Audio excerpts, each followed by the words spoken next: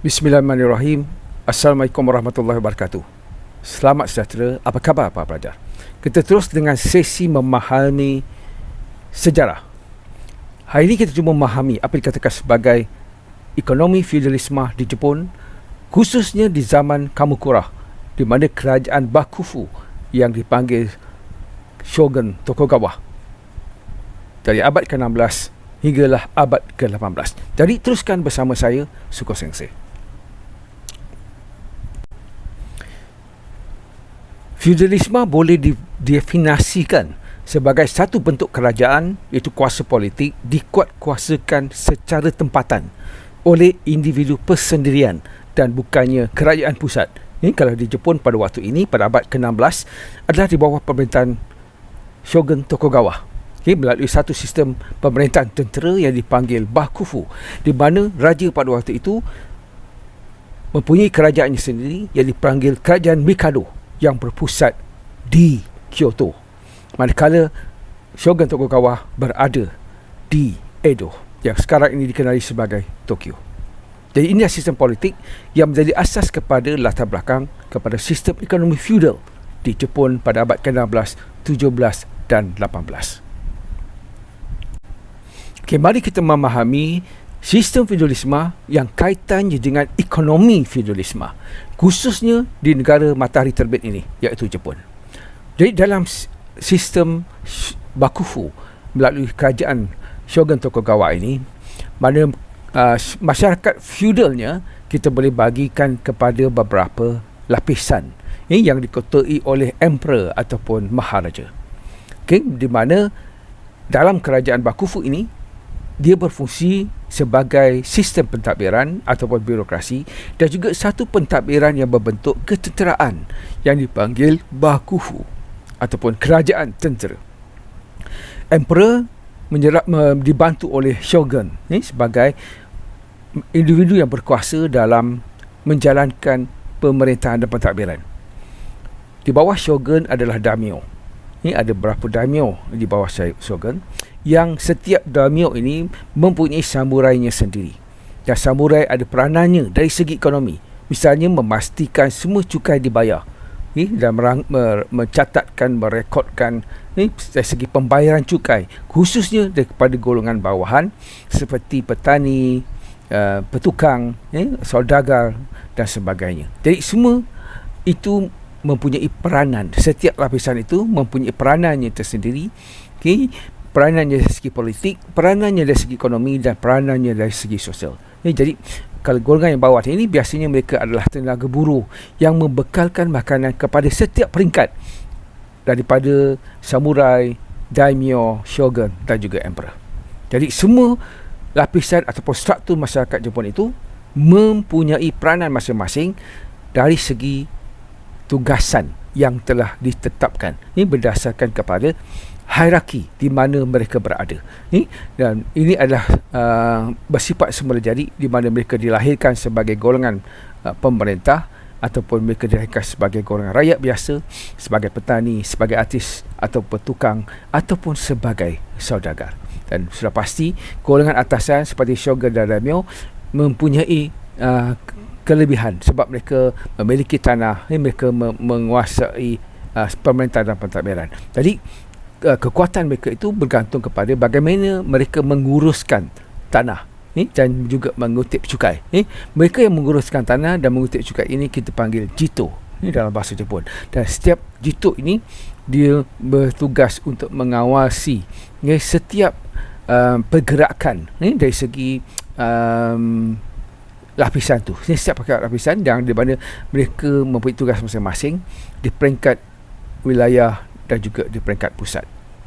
Dan semua ini merupakan satu sistem yang berlangsung dalam jangka masa yang lama dan mereka berjaya mewujudkan satu gerak ekonomi yang baik kerana semuanya mendapat faedah daripada sistem ini. Dan sudah pasti yang paling menguntung adalah golongan pemerintah dan yang mendapat yang mengalami yang menjadi tenaga buruhnya yang mengalami kesukaran adalah golongan bawahan, iaitu daripada petani sehinggalah saudagar. Dan keadaan ini berubah nanti apabila saudagar mula mendapat tempat. Sebab mereka yang menguruskan perdagangan dan mereka mendapat tempat dalam masyarakat apabila penggunaan mata wang itu secara berluas berlaku sebagai medium pertukaran dalam kegiatan ekonomi feudal nanti. Inilah secara umumnya kalau kita lihat satu masyarakat Jepun pada waktu itu, di mana mereka berfungsi dari segi ekonominya, dari segi menguruskan kegiatan ekonomi. Itu adalah emperor, shogun dan juga daimyo, dan begitu juga samurai, dan yang memastikan semua cukai ini dibayar. Manakala rakyat biasa ditugaskan untuk menjadi tenaga buruh bagi membekalkan makanan kepada golongan ataupun lapisan masyarakat yang lain. Itulah sistem feudalisme yang berlaku di Jepun pada abad ke-16, 17, 18 yang mula mengalami perubahan apabila perdagangan berkembang, berlaku lebihan, dan apabila medium yang baru digunakan sebagai media pertukaran apabila mata wang itu digunakan. Dalam gambar rajak ini para pelajar, kita boleh memahami secara ringkas latar belakang sejarah Jepun. Semulanya khususnya pada abad ke-16, abad ke-17, abad ke-18. Pada abad ke-16 bermula dengan kerajaan emperor yang memerintah, yang berpusat di Nara. Di mana pada waktu ini berlaku ketidakkestabilan kerana sering berlaku pergaduhan antara daimyo-daimyo dalam usaha mereka untuk mendapatkan tempat menguasai pemerintahan pada waktu itu, sehinggalah wujud satu kerajaan yang baru pada peringkat yang kedua dipanggil samurai. Kerajaan yang dipanggil kerajaan Bakufu atau kerajaan tertentu itu yang diketuai oleh para samurai, diketuai oleh shogun. Tahun 1603 misalnya bermulalah Kamakura, Muromachi, Sengoku dan sebagainya. Inilah memulakan kepada kerajaan yang baru dipanggil kerajaan Tokugawa, Shogun Tokugawa, yang berpusat di Edo, yang sekarang saya kata Tokyo pada hari ini. Sehinggalah abad ke-18, 1867 apabila berlakunya yang dipanggil sebagai Meiji Restoration ataupun pemodenan Meiji oleh Maharaja Meiji. Jadi daripada raja berkuasa mutlak yang berpecah, yang tidak kuat di peringkat awal, raja telah dikuasai oleh shogun yang mengetuai dan menguasai semua puak-puak yang bertelaga tadi dan mereka mewujudkan satu shogun yang kuat yang menguasai beberapa wilayah kawasan-kawasan penting di Jepun, khususnya di Edo. Itu kawasan yang paling maju dan paling makmur dari segi ekonominya. Dan kerajaan ini berakhir apabila Meiji, kuasa maharaja itu dikembalikan, maka berlakulah pemodenan. Meiji telah membuat pemodenan dengan mempelajari, menerima ilmu dan semua perkara berkaitan dengan pemodenan, pentadbiran, industrian dan juga ketenteraan untuk memodernkan Jepun, dan sehinggalah membawa kepada zaman perang, zaman perang yang melibatkan Jepun, khususnya pada abad Perang Dunia Kedua, mana Jepun terlibat secara langsung dalam Perang Dunia Kedua. Ini semua telah menjadi latar belakang kepada sejarah Jepun yang saya boleh ringkaskan kepada 4 bahagian. Daripada pemerintahan raja, pemerintahan keshogunan Tokugawa, kembali kepada sistem pemerintahan raja, di mana raja telah memodernkan negara Jepun, sehinggalah kepada membawa kepada Jepun terlibat secara langsung dalam perang, khususnya Perang Dunia Kedua.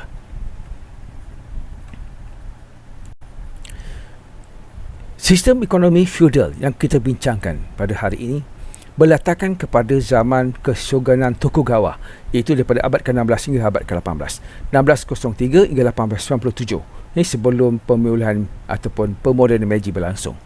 Perkara yang pertama dalam Shogun Tokugawa ini, Jepun diperintah oleh Shogun Tokugawa daripada tahun 1603 hingga 1897, sebelum munculnya zaman pembaruan Meiji ataupun pemodenan, apabila kuasa maharaja itu dikembalikan.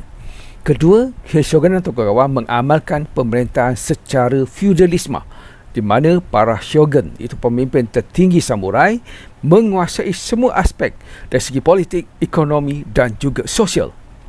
Dan pada waktu ini, pada mulanya mereka menjalankan dasar buka pintu, sehinggalah mereka mengamalkan dasar tutup pintu untuk menjaga kedaulatan dan keselamatannya daripada ancaman kuasa-kuasa besar. Ini merupakan satu sebab besar, satu sebab utama yang membawa kepada kembalinya kuasa maharaja sebab mereka bimbang kalau Jepun menutup pintunya kepada kuasa luar seperti apa yang berlaku di China, maka Jepun akan mengalami nasib yang sama seperti yang dialami oleh China. Jadi Jepun terpaksa menerima dan membuat pemodenan, pembaruan, menerima idea-idea barat, menerima pentadbiran barat, menerima sistem pentadbiran ini khususnya ketenteraan dan menjalankan industri moden untuk memajukan ekonomi dan seterusnya menjadikan negara Jepun sebuah negara yang kuat ataupun kuasa besar. Okay. Ini semua menyebabkan keadaan yang berlaku di zaman Tokugawa ini menyebabkan Jepun sukar untuk menerima pembaharuan yang dibawa oleh kuasa-kuasa barat. Okay. Itulah yang saya kata tadi menjadi sebab kepada pemulihan Meiji ataupun Meiji Restoration ataupun pemodenan Meiji.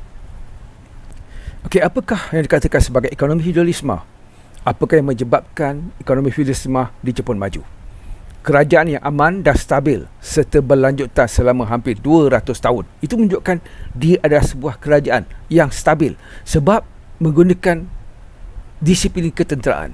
Itu dinamakan kerajaan bakufu. Okay, siapa yang melanggar undang-undang, mereka akan menerima hukumannya.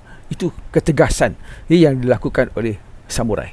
Ini sebuah kerajaan yang berasaskan kepada disiplin ketenteraan. Jadi pada zaman ini, banyak kemajuan yang telah dilakukan terutamanya dalam bidang pertanian, perdagangan, kesenian, kesastraan dan sebagainya. Jadi masyarakat zaman Tokugawa ini adalah sebuah masyarakat yang berpelajaran dan terdapat hampir 60,000 terakoya ataupun sekolah kampung yang menampung keperluan pendidikan anak-anak kaum tani. Okay, ini satu faktor yang penting dalam memajukan ekonomi feudalisme di Jepun. Jadi sekolah-sekolah elit yang memberikan didikan kepada anak-anak samurai ini juga telah didirikan oleh bakufu, iaitu kajian tentera dan tuan-tuan tanah oleh seperti daimyo.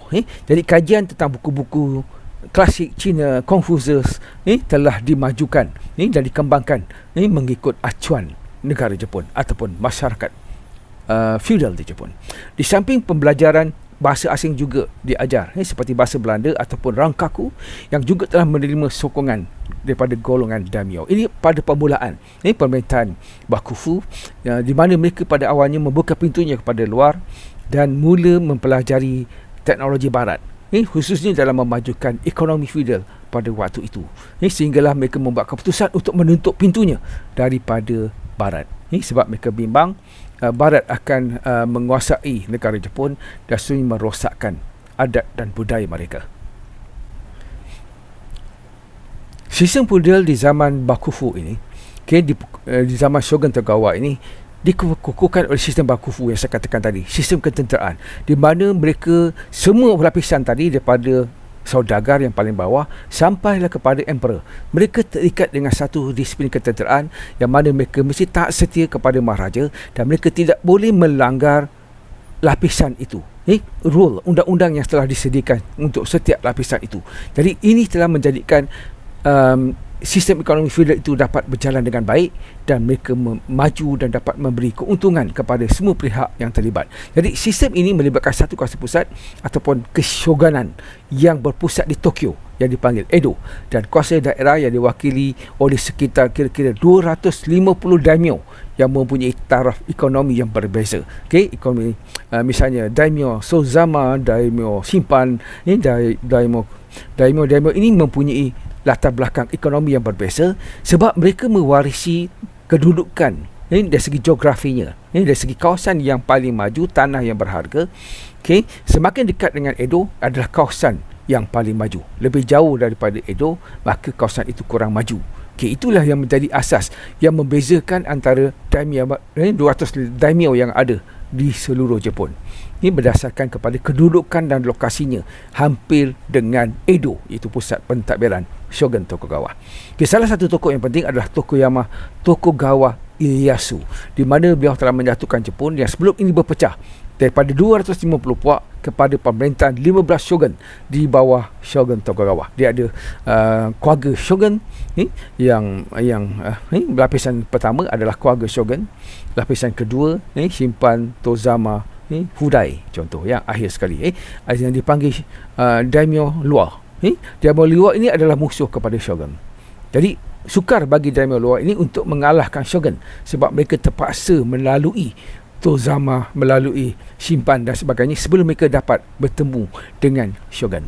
Okey, itulah sistem yang digunakan yang berjaya mewujudkan kestabilan dari segi politik dan juga menguatkuasakan. Bila politiknya stabil, mereka dapat melaksanakan satu sistem ekonomi yang baik dalam sistem percukaian yang seragam, sistem timbangan dan ukuran juga seragam dan berdasarkan kepada medium pertukaran yang sama menggunakan mata wang. Ini yang selaras dan membolehkan ekonomi feudal itu berkembang. Ini bukan hanya melalui sistem tukar barang, mereka juga menggunakan mata wang untuk memudahkan perdagangan di antara daimyo-daimyo yang menguasai 15 prefecture ataupun 15 wilayah di bawah kuasa shogun Tokugawa. Okey, cuba pelajar lihat pada peta yang saya berikan ini. Okey, dan peta ini jelas ini adalah antara bandar-bandar utama, bandar-bandar besar di Jepun pada abad ke-16. Ini pada abad ke-16 dan juga di mana juga terdapat castle ataupun istana-istana kubu yang dilengkapi dengan kubu di setiap wilayah ada 17 wilayah ataupun castle yang penting dan juga ada 4 pedagang yang penting, Sakai, Yamaguchi, Hakata dan Nagasaki. Okay, ini adalah bandar-bandar perdagangan yang penting yang menghubungkan utara, sentral dan tengah dan juga di selatan Jepun. Jadi semua tu berlaku zaman ekonomi feudal dan dia berkembang pesat. Di setiap bandar-bandar ini penduduk semakin ramai dan kegiatan ekonomi itu berkembang. Betul yang saya katakan tadi. Walaupun mereka merupakan satu kerajaan bersifat feudal yang berasaskan kepada hierarki, di mana kuasa pusatnya adalah kuasanya adalah terletak di tangan shogun dan dia mengawal maharaja yang berada di Edo, di Kyoto dan shogun itu memerintah di Edo. Dan semua itu berlaku dan perdagangan ditumpukan kepada 4 bandar utama, Sakai, Yamaguchi, Hakata, Nagasaki. Sebagai bandar pelabuhan penting yang menjalankan pelabuhan antarabangsa antara pulau-pulau di Jepun ini dan juga beberapa tempat di Asia termasuk adalah di Melaka, yang di China dan juga Korea yang berlakunya perdagangan yang melibatkan shogun Tokugawa. Jadi keshogunan itu bermaksud bakufu ataupun rumah pemerintah kerana sifatnya yang berbentuk ketenteraan. Sebab itu dipanggil kerajaan bakufu ataupun kerajaan tentera. Di mana dalam sistem keshogunan ini kota tentera pusat yang dipanggil shogun mengawal undang-undang, mewujudkan mahkamah, menjadi ketua hakim, menjalankan sistem pemerintahan ataupun dipanggil birokrasi dan juga pentadbir. Ini yang mentadbir lebih kurang macam saya cakap tadi ada 250 daimyo dan dia dikawal utamanya di 36 bandar utama. Ini adalah bandar-bandar yang maju dari segi ekonomi di mana di sini dikawal oleh shogun tadi untuk memastikan perdagangan itu berjalan dengan baik, khususnya antara petani, petukang, pedagang dengan golongan pemerintah yang menguasai, khususnya di wilayah-wilayah besar. Ini wilayah-wilayah penting dan mereka juga sebagai bukti kepada kejayaan ini kita boleh lihat mereka boleh membina istana, membina kastil yang hebat di mana di situlah tempat tinggalnya daimyo yang mengawal sesuatu prefecture yang di bawah kuasa pusat yang terletak di Edo yang dipimpin oleh shogun. Nah, inilah menyebabkan ekonomi feudal itu berkembang dan berjalan dengan baik melalui sistem feudal dipanggil pemerintahan bakufu di bawah pemerintahan kerajaan shogun Tokugawa. Okey, mari kita fahami bagaimana sistem pemerintahan bakufu ini berjalan. Tairi merupakan badan yang menasihati shogun tentang dasar penting negara dan menjadi pemangku raja kepada shogun yang dilantik sebelum dewasa. Ini adalah kongsa ataupun majlis. Ini di mana terdiri daripada beberapa orang samurai yang mempunyai pengetahuan, yang mempunyai kebolehan, merupakan orang yang dipercayai oleh shogun. Tairi itulah majlis penasihat agung yang menasihati shogun. Di bawahnya dibantu oleh roju, iaitu majlis tertua, terdiri pada mereka-mereka berpengalaman dari segi hierarki samurai itu. Dan di bawahnya adalah hyojosho, iaitu majlis kehakiman, yang bertindak sebagai badan kehakiman untuk menjatuhkan hukuman berdasarkan kepada undang-undang bakufu yang diketuai oleh shogun. Ini adalah sistem pemerintahan bakufu yang dapat mewujudkan kestabilan dan seterusnya memajukan ekonomi feudal di Jepun. Semasa pemerintahan Shogun Tokugawa, ekonomi feudal berkembang dan semakin maju, dan mereka yang mendapat keuntungan pada zaman Shogun ini adalah lapisan masyarakat yang dipanggil saudagar. Itu paling bawah dari segi hierarki masyarakat feudal di Jepun. Jadi zaman Shogun Tokugawa ini telah memberi kelebihan, memberi keuntungan kepada saudagar sebab mereka pandai berniaga. Mereka boleh menjalankan tukar barang, menjalankan perniagaan antara pulau-pulau, antara bandar-bandar, antara wilayah dan juga antara Jepun dengan negara luar.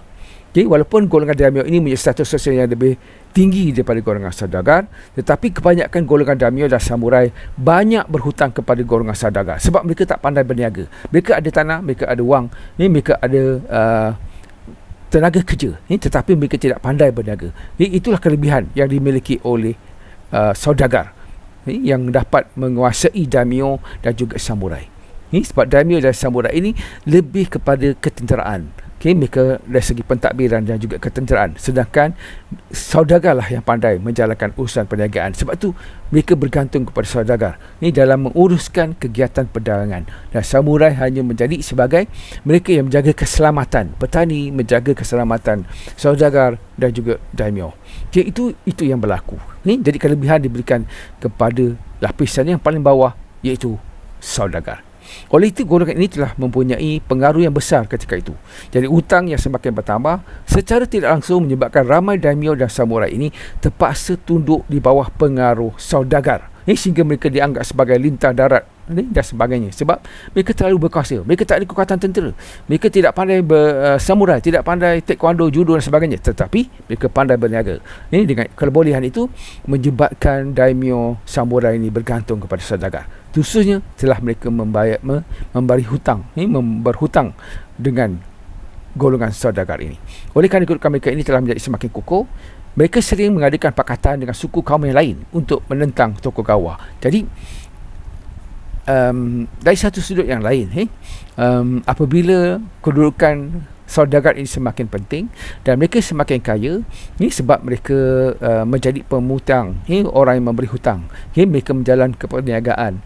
Pada waktu itu perdagangan antara bandar, perniagaan antara bandar, antara pulau-pulau itu sangat maju. Jadi bukan hanya perdagangan antarabangsa. Jadi ini telah memberi kelebihan kepada mereka, dan ini menyebabkan mereka ada kuasa politik. Kuasa untuk mengawal daimyo, samurai dan sebagainya, dan ini yang menimbulkan keinginan mereka untuk menguasai kerajaan yang berpusat di Edo, seterusnya mengalahkan shogun. Lama-kelamaan golongan saudagar ini tidak sahaja menguasai ekonomi, malah mereka juga telah memainkan peranan penting dari segi politik. Mereka juga menjadi ahli politik. Yang menjadi ahli politik itu banyakkannya adalah golongan saudagar. Selepas ini nanti, itulah perubahan yang berlaku. Salah satu sebab penting mengapa ekonomi feudal itu berkembang. Salah satu sebab daimyo dan samurai itu terpaksa akur dengan perkembangan ekonomi feudal yang mengutamakan keuntungan, yang menjadikan wang sebagai medium pertukaran, dan perdagangan itu menjadi semakin besar, semakin penting, dan orang yang mempunyai ilmu tentang itu adalah saudagar, dan mereka mula terikat dengan saudagar ini. Terutamanya nanti kalau pada lihat nanti selepas zaman Tokugawa ini, apabila Meiji Maharaja Meiji mengambil alih pemerintahan dan memajukan ekonomi, pada waktu itu jelas peranan saudagar itu menguasai ekonomi negara Jepun. Sebab yang menyebabkan Shogun Tokugawa berjaya mewujudkan satu sistem ekonomi yang maju dan berkembang serta mencapai matlamatnya dalam memberikan kemakmuran kepada setiap lapisan masyarakat. Pertama, disebabkan oleh penyatuan Jepun dan mengurangkan konflik feudal pada zaman Tokugawa. Kestabilan itu tercapai di mana tidak lagi berlaku peperangan antara puak-puak, antara daimyo-daimyo dan sebagainya. Dan ini telah mewujudkan satu keadaan yang baik untuk berniaga, menyebabkan ekonomi, petani bebas untuk menjalankan kegiatan ekonominya. Ini semua diambil kelebihan ini diambil oleh saudagar, yang merupakan mereka yang pandai berniaga. Jadi penyatuan tercapai dengan menggunakan dasar yang keras dan kawalan yang ketat terhadap daimyo. Jadi daimyo yang cuba melawan, yang memusuhi shogun yang berpusat di Edo itu sudah pasti akan menerima tindakan dan mereka akan dikalahkan. Jadi sebelum munculnya bibit-bibit penentangan ini, pemberontakan dan sebagainya, tindakan tegas telah diambil dahulu oleh kerajaan yang berpusat di Edo itu. Itu yang pertama. Kedua, memperkenalkan satu sistem pentadbiran yang tersusun dengan membentuk jabatan kerajaan dan kod peraturan seperti Kinhukuki Shohato dan Buki Shohato. Jadi dua sistem ini sangat penting. Ini di mana pelbagai jabatan kerajaan diwujudkan seperti jabatan pelajaran, jabatan keuangan, jabatan perkhidmatan awam dan sebagainya yang berdasarkan kepada kod undang-undang yang tertentu. Ini adalah kod peraturan undang-undang bakufu, undang-undang tentera yang mesti dipatuhi oleh setiap bandar, setiap wilayah, setiap prefektur, yang diketuai oleh daimyo, untuk memastikan ianya berjalan dengan baik. Semua itu dikawal oleh shogun yang berpusat di Edo. Itu sebab yang kedua. Dan sebab yang ketiga, pada zaman Shogun Tokugawa ini juga, mereka menikmati perkembangan perdagangan dan pertumbuhan kelas perdagangan. Jadi golongan saudagar semakin baik, semakin kaya, semakin berkembang dan semakin bertambah. Sebab mereka lah yang mengetuai, menjadi pemodal, menjadi pengusaha perdagangan dan perniagaan antara bandar-bandar, antara pulau-pulau, antara Jepun dengan negara lain, misalnya China dan juga di Korea. Jadi semua ini menyebabkan ekonomi feudal itu berkembang. Dan kaedah pada waktu itu pertukaran mata wang itu semakin penting, lebihan itu semakin penting, dan mereka mengutamakan keuntungan. Dari situlah menyebabkan tiga sebab. Yang pertama, menyebabkan kerajaan Shogun Tokugawa ini berjaya memajukan ekonomi feudal di Jepun. Dan kalau kita lihat, satu lagi sebab adalah Shogun Tokugawa ini telah berjaya mendidik rakyatnya, pandai membaca, di mana lebih kurang 40% bagi orang lelaki dan 15% bagi orang wanita boleh membaca. Ini satu kelebihan. Ini juga ada ilmu pengetahuan. Kaedah pertanian, teknologi pertanian itu boleh dimajukan. Begitu juga dengan kaedah maritim ataupun sistem perkapalan ini semakin baik. Mereka boleh membina kapal, mereka boleh berlayar ke luar negara dan sebagainya. Dan perdagangan antarabangsa juga berkembang disebabkan mereka memiliki ilmu pengetahuan. Jadi mereka melahirkan masyarakat yang berliterasi, masyarakat yang berpengetahuan, yang membolehkan ekonomi feudal itu berkembang. Kegiatan pertanian itu berkembang, kegiatan industri berkembang, kegiatan maritim, perdagangan antarabangsa juga berkembang. Ini semua disebabkan 4 faktor ini. Mengapa Shogun Tokugawa berjaya memajukan ekonomi feudal di Jepun.